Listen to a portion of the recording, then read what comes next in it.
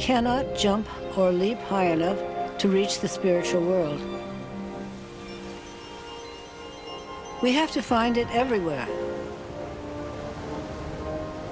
These thoughts were experiments with movement itself as a language to reach the heights.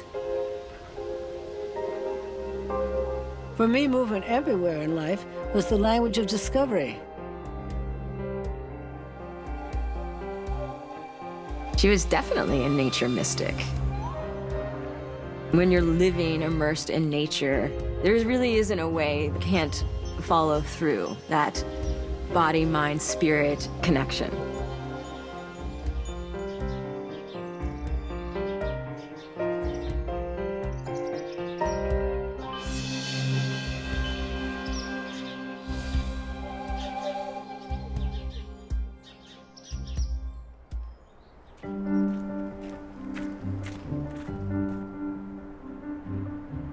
We are thrilled to be adding to the Ragdale campus brand new space for artists and cultural professionals to get back to work and without the distractions of daily life.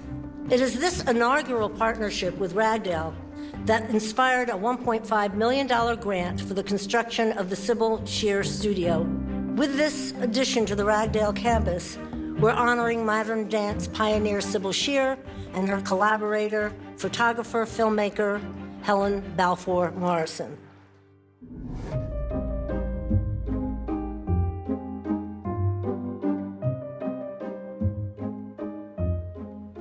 Sybil Shearer began really at a time when modern dance was burgeoning in the US. It was the late 1930s, early 40s. Ballet dancers did not study modern or jazz at that time. They were very segregated. I think she just absorbed the technique for both and found a way to use it for herself.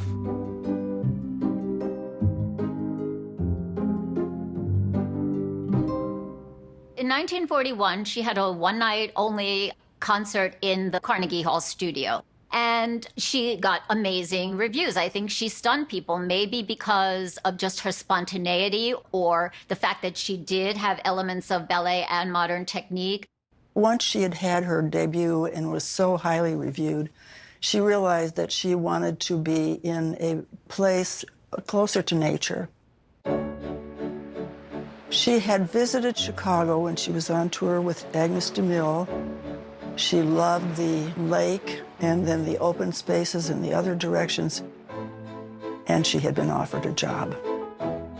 Helen Morrison was really a very famous photographer. She had a one-woman show at the Art Institute, and she met Sybil when Sybil moved out here, and they just found that they were kindred spirits, and they each thought about what was going on inside. Sybil offered to buy a lot near Helen and her husband Bob, and a studio would be built. Now Sybil had a studio residence, and this was a very rare thing. It was written up in Dance Magazine. So Helen, in many ways, was her manager, her agent, her lighting designer. She protected her from the wilds of the entertainment business. Every dancer could envy having something like this. And she, at that time, began starting her company. She asked if I would like to join her little company. I mean, it was a group of 6 or 8 who met 2 or 3 times a week. And we would always be rehearsing something else. Sybil was very spontaneous. She felt that her way of movement needed her kind of warm-up. And the warm-up was always different, which was tricky, but that's the way she worked. She was always coming up with something new. I think the idea of artistic purity for Sybil was to allow her body to lead her to a creative place, as opposed to taking a vocabulary as it existed and working from that. A lot of Sybil dances were the solo against the group. And is the solo person going to be accepted by the group or rejected by the group? That was a constant theme. The studio was the magic place. We could be there anytime, night or day. Most artists are struggling trying to pay by the hour, but it was Sybil.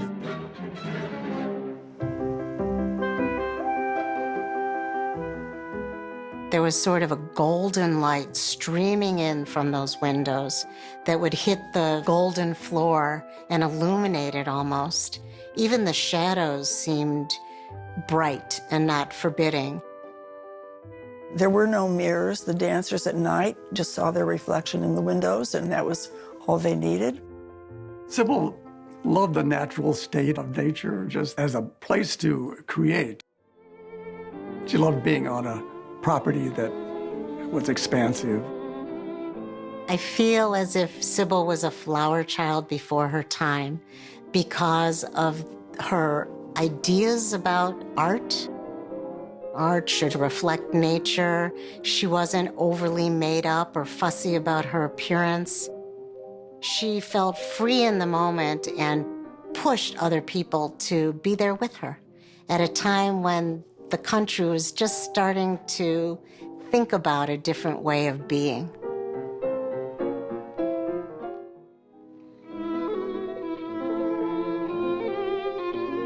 When Sybil performed, she was in another world.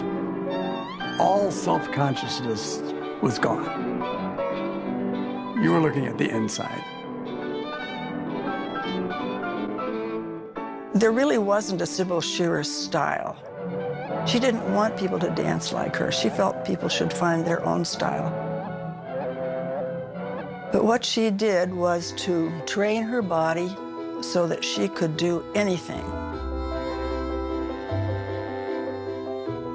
The idea that there's no performance film and only rehearsal film speaks to the thing that was most interesting to Sybil. It was the process, not the performance. I would say her work is both intellectual and energetically fluid, shifting from one state to the next in a really remarkable way. And she herself very exacting.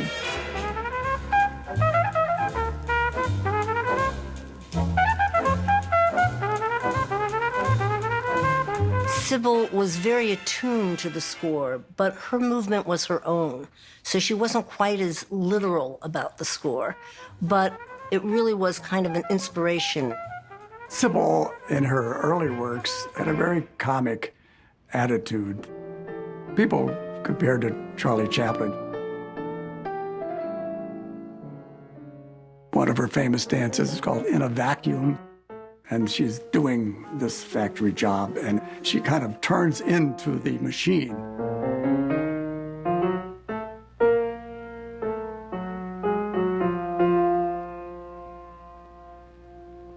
She was the first person who could make me laugh without telling a story. It was through the physicality of her body that she gave us a moment of human understanding of ourselves.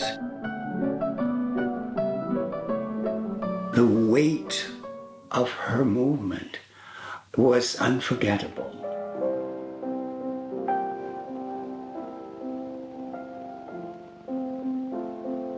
Oh, Lost was probably the most emotional, where the society woman is very elegant and proper.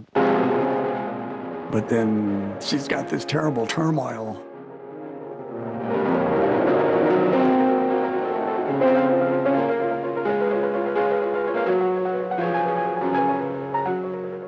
Then she's back to being elegant again.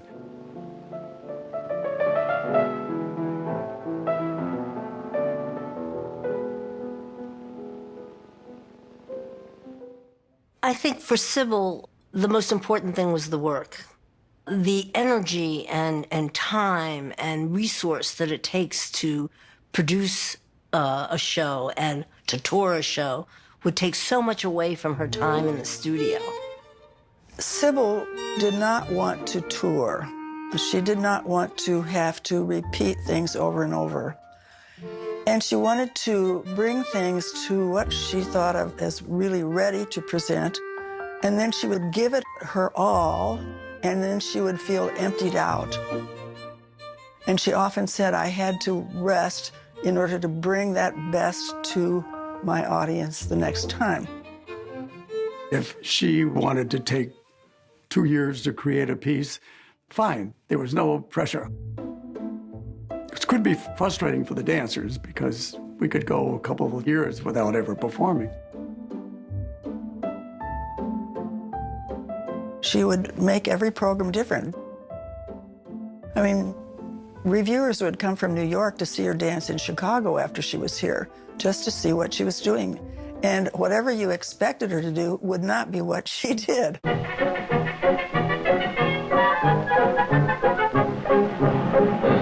The last piece that Sybil choreographed for the company was Iron Butterflies, Inagata-Devita's song.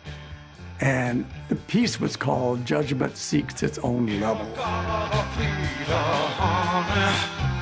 Don't you know that I'm loving you? When I was looking for a piece to reconstruct, I was just so excited because we had the original costumes, all of her writings, all of her music. It's really important for me to have the dancers experience Sybil's space so they too could understand where she made her work. Sybil performed for the last time at the Art Institute of Chicago in 2005. Afterwards, of course, lots of people came up and were congratulating her. We had no idea that she would die just 9 months later. She had a stroke, and then a few months later had another stroke, and it really was the end. We stood around Sybil's bed, joined hands, said our goodbyes. It was very sad, and suddenly we were in charge of her legacy.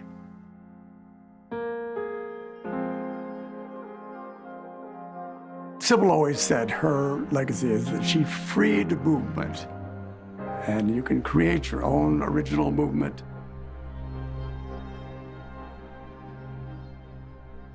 The studio was a big character in itself, but it was just becoming not usable.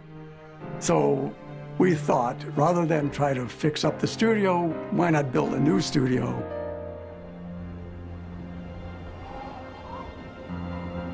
This new studio at Ragdale fulfills Sybil's wish. It mirrors her love of nature. It has windows that look out just as those on the old studio did. The space is much larger. There's a prairie that you can look out on. I think Sybil would be very pleased to see it there. There are not that many dance residencies that are really well equipped with a space that's really right for dance. There are places where people can go and find time away, but it may or may not have what is needed in terms of a studio space. So it's pretty great. The studio provides that bucolic environment for it, and in combination with Ragdale's fellowship program, it becomes a working environment as well. I'm thrilled to welcome you all here to celebrate the opening of our new building, Studio House of Dance and Music, made possible by a generous grant from Morrison-Shearer Foundation. To see this now, and it's probably 4 times the size of the studio that Sybil made for herself, she would be ecstatic.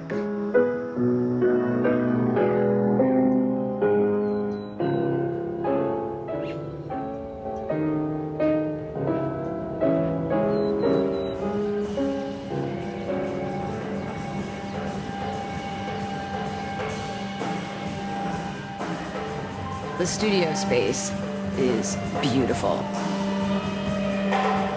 The vistas out this window, the light that's coming in here, it's just incredible. It makes you want to dance, exactly how I felt when I walked into Sybil's original studio in Northbrook. I realized that the only thing I wanted to do was to find magic and be a part of the magic of the unknown. Before I go on, I throw myself away and catch myself on the way coming back. And I think that's a very good definition of what I do when I dance.